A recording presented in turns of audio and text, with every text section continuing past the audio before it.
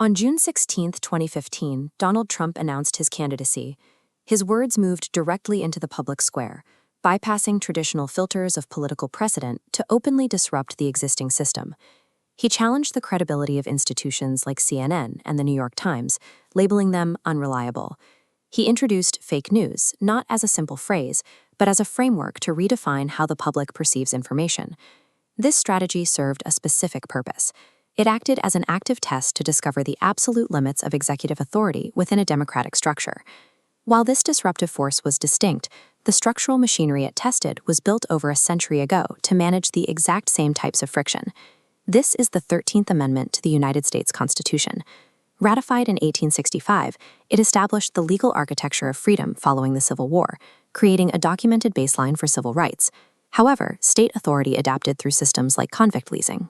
By the 1890s, local governments used these structural workarounds to maintain control over Black citizens while remaining within the letter of the new law. By the 1930s, this systemic pressure drove physical movement. Millions of families migrated across the country to escape local oppression and find new economic opportunities. That resistance peaked in the 1960s. Citizens engaged in direct confrontation against state machinery, marching to demand federal protection of their right to vote. These events show that American institutions are built as a battleground between authority and resistance. This history of friction set the stage for the administrative clashes of 2017.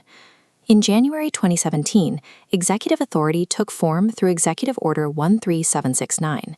The document restricted refugee flows and tightened border entry overnight, turning policy into an operational reality. The judicial branch intervened immediately. In State of Washington v. Trump, the courts acted as a structural check, temporarily halting the order and demonstrating the friction built into the system.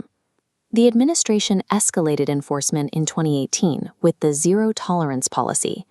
It mandated criminal prosecution for all unauthorized crossings, resulting in the separation of families at the border. This action met further resistance from federal judges and inspectors general.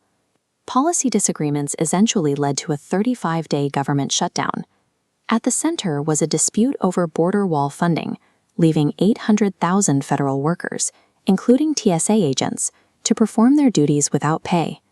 The machinery of the state strained under these demands. While the system slowed, the internal friction of the branches prevented a total collapse of the structure. In 2020, public protests over the death of George Floyd signaled a continuation of civilian resistance.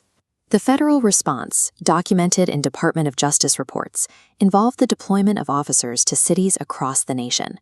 Following the 2020 election, rhetorical disputes over mail-in voting escalated into the attack on the U.S. Capitol on January 6th. The event was recorded in real time through media broadcasts and official testimony. Official records also captured attempts to intervene at the state level. A recorded phone call on January 2, 2021, documented the president asking the Georgia Secretary of State to find 11,780 votes. Outside of political noise, the Washington Post fact-checker tracked every statement made during this 4-year term. They documented 30,573 false or misleading claims, organizing them into a searchable database.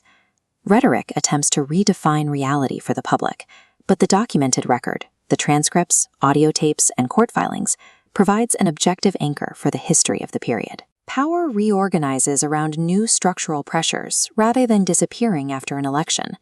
Since 2021, the institutions tested during the previous administration have entered a phase of recalibration. In 2023, the Supreme Court decided Allen v. Milligan. Focusing on redistricting maps in Louisiana and Alabama, the court examined if district designs diluted the influence of Black voters. The 5-4 ruling preserved the legal mechanism to challenge racial gerrymandering. This legal struggle over voting maps connects directly back to the 13th Amendment and the 1960s marches, showing that representation remains a primary site of conflict in the law.